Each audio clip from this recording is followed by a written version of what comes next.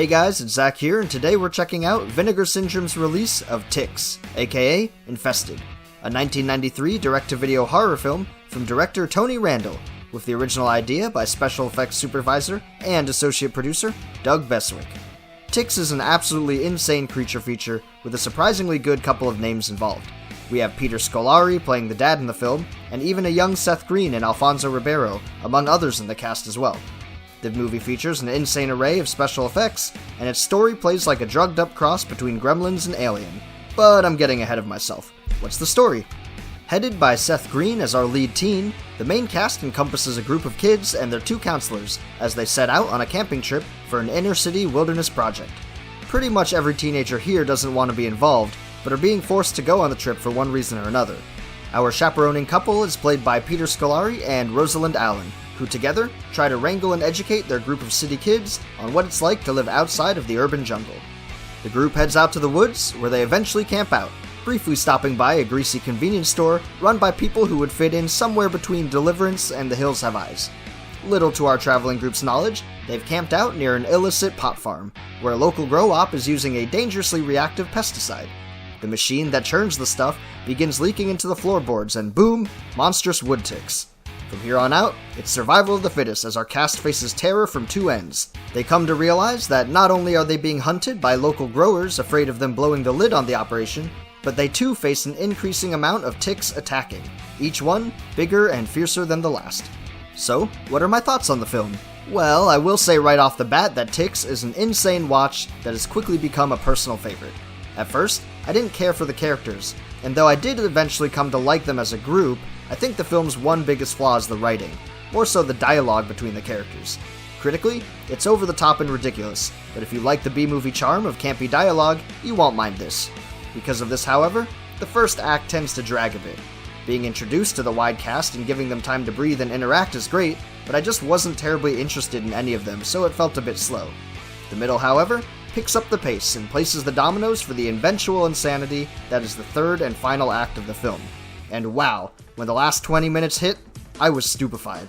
The score comes in screaming, and we get a non-stop climax that just keeps building. From over-the-top violence and gross-out gore, to strobing lights and disgusting bug monsters, I was grinning ear to ear. This leads into my major praise for the movie, the special effects. The ticks themselves are utilized in so many manners, from stop-motion props to puppetry to animatronics. The special effects teams went all out. The gore in this film is gut-wrenching to look at, and I will let you know now that there is a trigger warning for anyone who's overly sensitive to horror scenes involving pets, in this case dogs. But I digress. I could go on, but that would spoil all the fun of watching it yourself. Check it out if you haven't already, as I'm sure I'll be returning myself for a rewatch very soon. For now, let's go take a look at Vinegar Syndrome's 2021 release of Ticks, and all the included awesomeness. Here we are now with Vinegar Syndrome's release of Ticks. This Blu-ray case looks absolutely awesome and features newly commissioned artwork, a favorite of mine among recent boutique label releases. The case here is a sturdy hardcover with a matte finish. Some of the lime green here on the front and back are glossy too, giving it a sort of varied visual. The case itself is side-loading and holds within a Blu-ray inside of another slipcover. This one features the original postwork for Ticks, and is made of that nice thick material that Vinegar Syndrome always uses for their standard slipcovers. Underneath, we finally reach our UHD Blu-ray case in its usual black color, and our outer artwork appears once more. All of our disc information is here on the back, but we'll get to that shortly ourselves. Inside, we have both a standard Blu-ray disc and a 4K disc, though the bonus feature videos only appear on the standard disc, a space technicality I'm sure. The art sleeve for our case is reversible, and nicely features the original art on the reverse side as usual. Overall, this is a solid start to our review, and I can't wait to check out the supplements that Vinegar Syndrome has to offer. For now, let's crawl on over to the discs. Presented here on 2 discs, Ticks has been newly scanned and restored in 4K from its 35mm interpositive. The UHD disc does have HDR for the feature presentation, and the movie looks fantastic on screen. Included alongside the film are 3 different audio track options. We get the film's stereo track, as well as 2 commentary tracks to check out. Each one features its own crew members from the production, and each one is moderated by Nathaniel Thompson and Joe Bagos respectively. Our first commentary track is hosted by director Tony Randall and actor Clint Howard, who plays the pot farmer first infected in the film. This track is archival and is from the 2013 release of Ticks. Our three commentators have a lot of cool information to share, however, concerning the post-production and the final release of the film. Howard himself wasn't even in the cast until after the original filming was done. An interesting history for sure on all of the effort that went into saving this film in its post-production stages. Our second commentary track is newly recorded and features special effects supervisor Doug Beswick and stop-motion animator Yancey Calzada.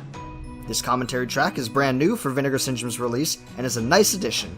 At the risk of sounding like a broken record for those who follow my videos, I will say I enjoy these sort of commentary tracks because I love any and all stories involving practical effects. The methods and challenges faced in creating such a movie as Ticks will always be interesting to me, and this commentary track is no different. If you fell in love with the movie like I did, then check this one out on the rewatch. With our main title aside, we can move on to the bonus videos included in our release. As mentioned before, the extra videos here are only present on the standard Blu-ray disc and not the 4K disc. Though we unfortunately don't get any supplements in the way of trailers or image galleries, Vinegar Syndrome does include one of my favorite bonus features to date. It's a 3-part featurette on Ticks, running at just under 40 minutes long, titled Under the Skin, The Making of Ticks. Since it's split into 3 parts, we'll go ahead and take a look at each one a little bit closer, starting with Part 1, Origins. These videos in general feature a wide range of cast and crew, but we get a focus with Doug Beswick, who originated the idea for Ticks and headed the special effects for the film. Beswick talks about how he originally came up with the concept after a tick had bit and attached to him in real life during a camping trip. He goes on to share the story of Ticks in pre-production and how his idea was morphed over the years. He talks about how the script was constantly in his pocket, waiting to be rewritten and pitched again, despite the piling amount of rejections from studios. Eventually, the film is finally picked up and greenlit, leading us into Part 2 of our featurette, Metamorphosis. This part of the mini-doc focuses on the filming itself, now looking to the cast and crew to discuss anything from shooting the film, to casting the characters, to creating the various effects that would be featured throughout the movie. Everyone talks about the production in general and all the challenges they faced, from budget limitations to reshoots, and even heavy post-production in an era where CGI wasn't yet a cheap saving grace that one could fall back on. Leading into the final segment, Part 3 is New Blood. This section heavily features director Tony Randall and editor Leslie Rosenthal, who go on to talk about all the techniques and changes they made after the original filming in order to create a more visually appealing and compelling film overall. As leading up to the release, Ticks faced many criticisms that would push it to ultimately become an incredibly fun and over-the-top monster movie. We also get some footage and discussion with the composer for the film's score, Christopher Stone. Personally, I didn't think much of the music until the third act when it comes in hard alongside the adrenaline and the monstrous ticks. His music gave me John Williams vibes, and I really wish I could get a copy of the soundtrack. Overall, this making-of documentary is an essential supplement for fans of the films or fans of special effects monster movies from the 90s and earlier. There are so many cool techniques discussed, and the story behind Ticks' production is an interesting listen. With that, however, we finished our review of Vinegar Syndrome's release of Ticks.